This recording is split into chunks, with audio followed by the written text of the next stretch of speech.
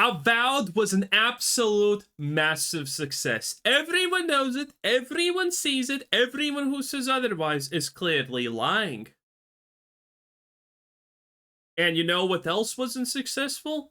Your mental hospitalization, because clearly you're still fucking retarded.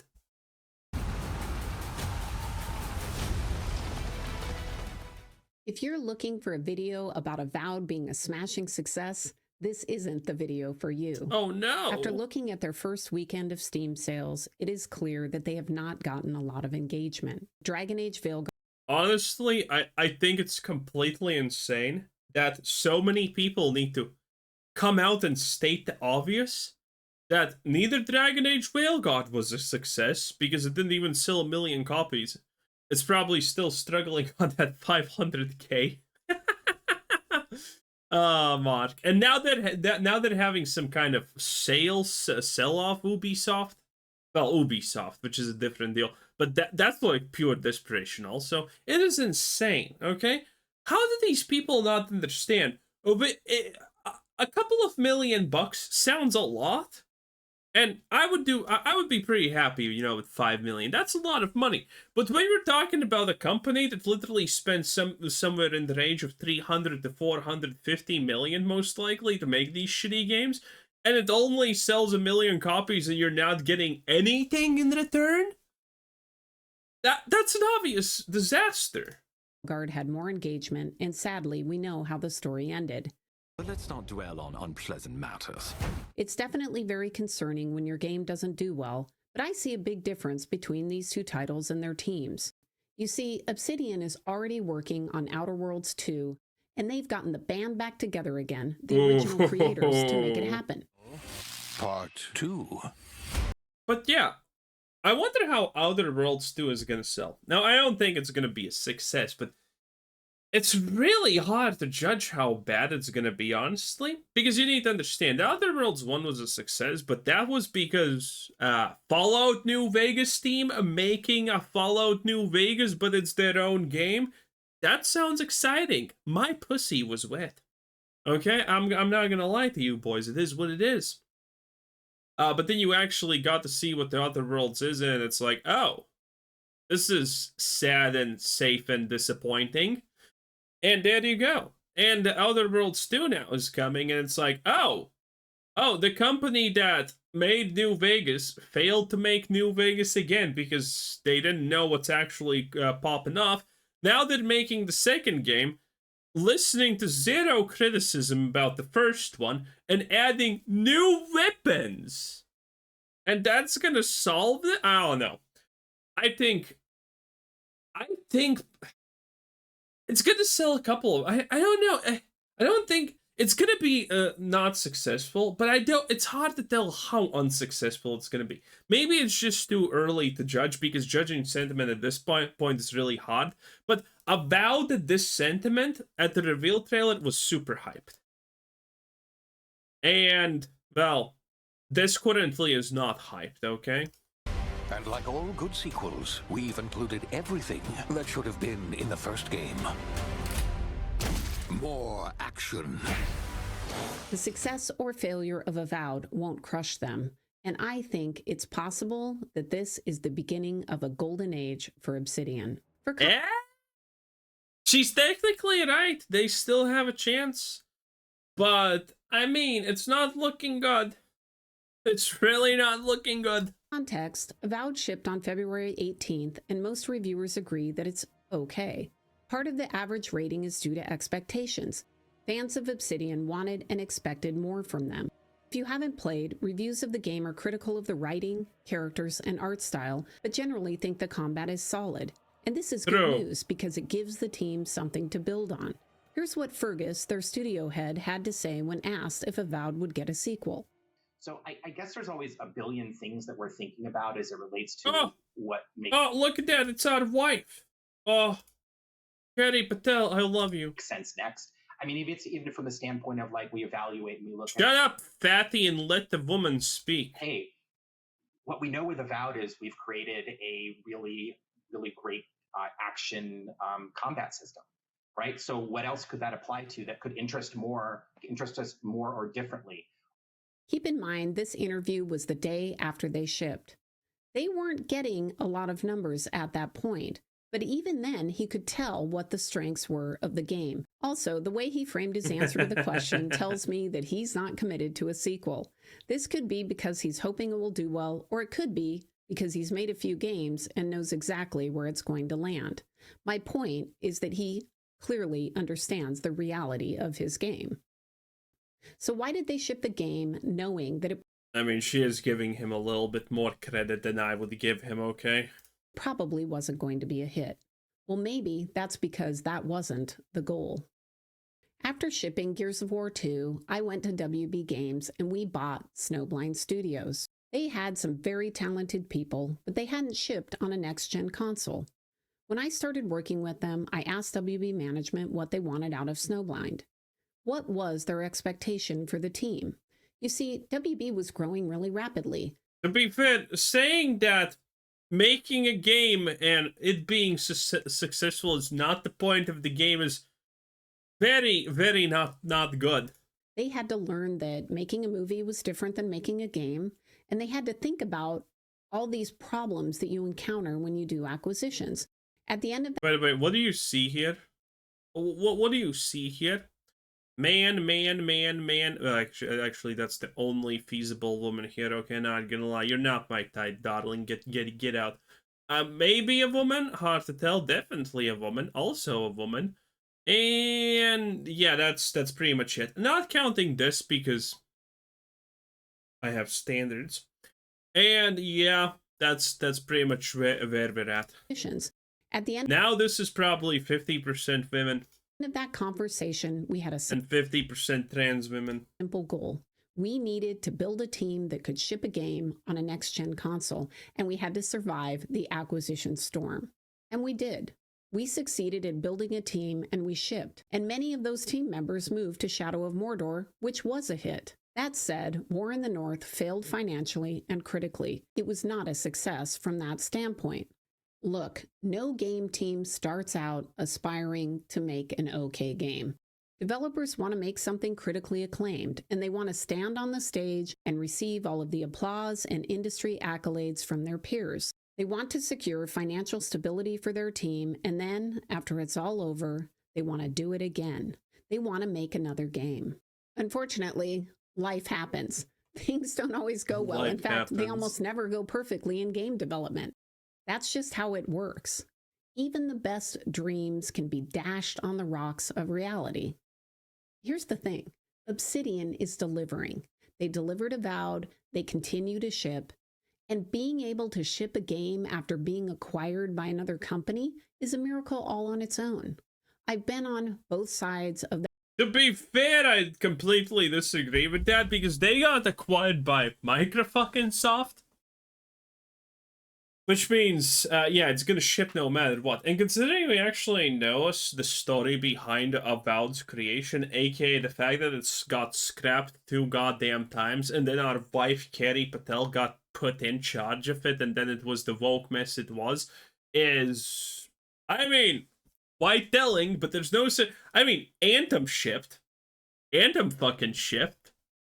Jesus, so now look at BioWare. The acquisition party, and I can tell you it's tough on both teams. So I applaud the team at Obsidian for shipping. They should feel great about getting Avowed out the door.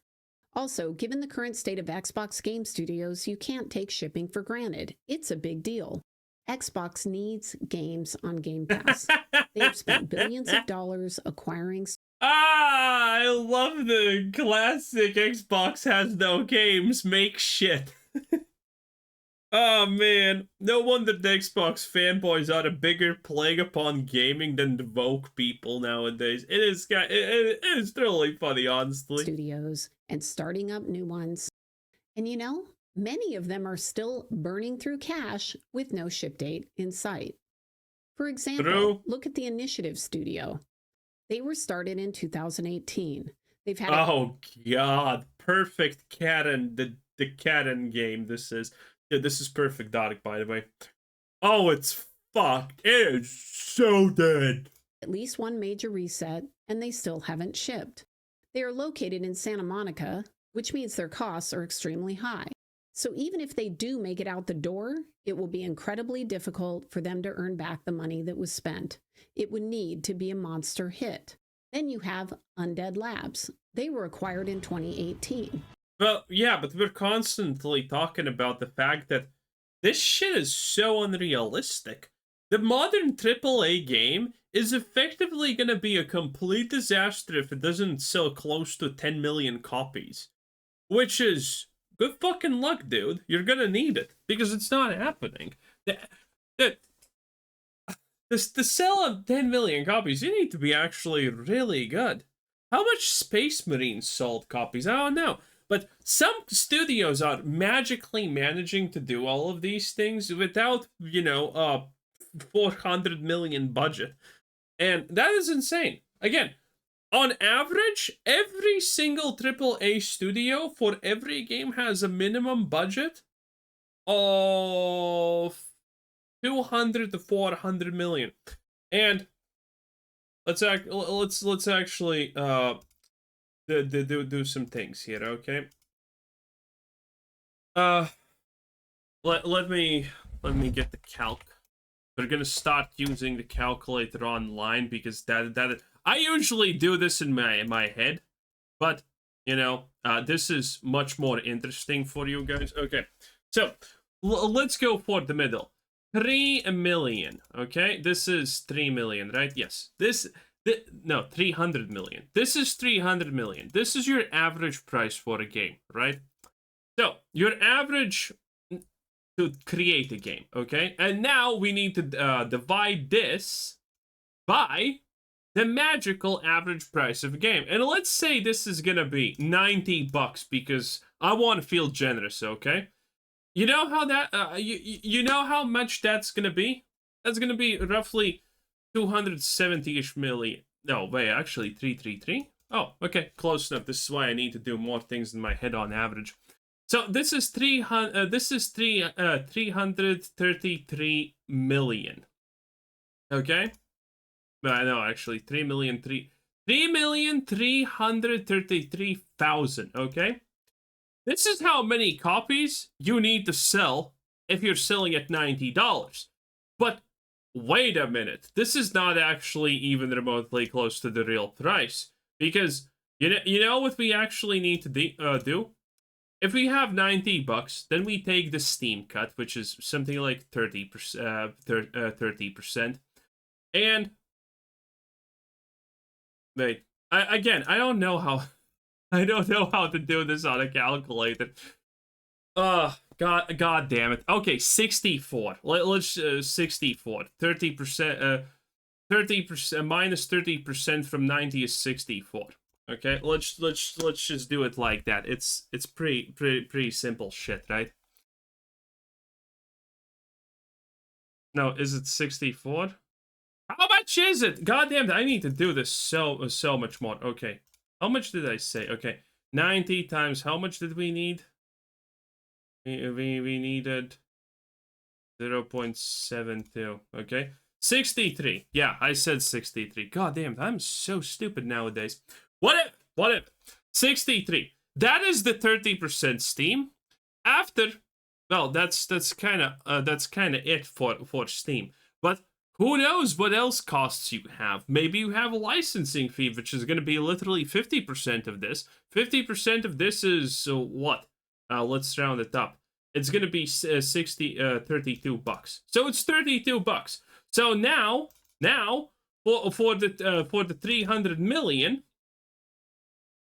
God damn it, I need to... I'm sorry I'm being stupid here, but it is what it is. I need to learn to use this thing properly. Now you need to divide it with 32. And you know how many copies that is? Yeah, that is a lot of fucking copies. That is literally 10 million copies to break even with some licensing. And there are so many more random fucking shits. Yeah, I should...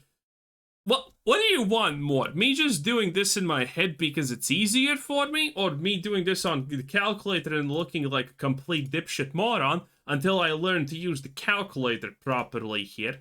I don't know. That's for you to decide, people. Okay? But in any case, yeah, again, close to literally needing to sell 10 million copies to fucking break even. And that's for, you know, all of your Warner Brother games like Harry Potter and all of that shit. It's kind of insane. It is literally insane. Oh boy. Yeah, no one's breaking even. AAA is just completely dead because there's no way they ever sell enough copies to break even. Prince of Persia, Sands of Time, or whatever it's called. 200 million for a 2 goddamn D platformer. Kill me now. They doubled in size and added multiple locations. Growth may make sense, but it also adds risk. Trying to work with remote teams and doubling in size is a huge challenge. You have to onboard all the people, they have to learn your culture. By the way, your culture's changing because you were just acquired. Also, from reports in 2022, it sounds like Undead Labs has been struggling with their culture. We'll likely never know exactly what happened, but there were reports It got woke as shit, baby. of mismanagement, bullying, and concerns from employees that the studio had embraced a patronage culture, that they were hiring only their friends in key positions. I've gone through branding exercises before. Sometimes it can really help to bring the team together, but it takes a lot of time away from. Dude, these bonding exercises are so useless for the majority of the time. They're like just designed to waste money and get you to hire a third-party company to come in and say, okay, now everyone go in a circle and we're gonna do things like adults. Fuck off. It's so useless. Listen, you're there to do a job, okay? As long as your job is finely defined, it doesn't matter. Making the game. It may end up being the right choice and will speed up their development, but at this point, State of Decay 3 will have to be a massive success in order to make back its money. Those are just 2 examples of the many struggling studios at Xbox. When I look at that landscape, I would say Obsidian is doing pretty well.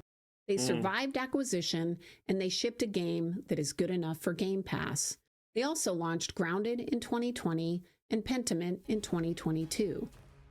They know how to ship, and I would argue that it would be worth it for the other studios. Yeah, I'm sure they're so proud about this making $5. And Xbox management to take a look at Obsidian and figure out how to replicate what they're doing. Fergus has been making games for years. He's been in the trenches, and he's been at Obsidian since it started. He was one of the founders. Do you have any questions for Fergus? How did he like being my QA person on my first game I ever played? I like to think Tim was working for me. He also seems to take accountability for the studio. Yeah, it's always a hard relationship between. Look at her. She's so perfect. Anyway, yeah, the guy who was there, Tim, what's his face? I forgot. But Fallout, okay? I think that's him. Maybe it's no, it is him. It is him. Though he looks different. Maybe it's not. Hard to tell. Anyway, yeah. That's a red flag if he's on your anything, honestly. I think Tim was working for me. Yeah, He also Tim seems to Kaine. take That was accountability Tim for the Kaine. studio. Yeah, it's always a hard relationship between developers and publishers, right? Because there's a budget and I don't know. I hate to say what we do is hard because it's our job and it's our job. We're professionals and we need to go make games. And I think I never want to take it off our shoulders that we have responsibility for the state of our games when they came out. Like we signed a contract. I signed a contract that said we would do this game for 9 hamburgers or 17 cheeseburgers or whatever the amount of money that they were. And we at the time felt we could do that. And maybe we ran into trouble or something else happened or staffing. It could be any number of things that caused us to not be able to deliver on time, right? It's possible that sometime in the development of Avowed, he realized it wasn't going to be a monster hit and he decided it was time to ship, to learn from the experience and build on it in the future. Oh, that's what she means. Oh, got it. Okay. She talked about this in a strange way, but this is what she means, okay? This is why she's saying shipping, okay? just shipping a game is important. And she is right about this one, okay? You can't remake a game 500 times. There is a certain point where you just understand, yeah, okay, this is not gonna be the best thing ever, but I mean, we can't remake it 2 more times and get even less money out of this. We're just gonna release it, move onward, and hope for the fucking best. That's what she's saying. Okay. Knowing what the goal You should have started with that, because I mean, I mistook what you said. I'm pretty sure a lot of people misunderstood what you said there. were for the team, we don't know how Xbox is going to see this. But what we do know is that Obsidian is already working on Outer Worlds 2, and they're bringing back the band. They're bringing back Tim and Leonard to work on the game. The key thing for any game is their talent. You need talented people that work well together.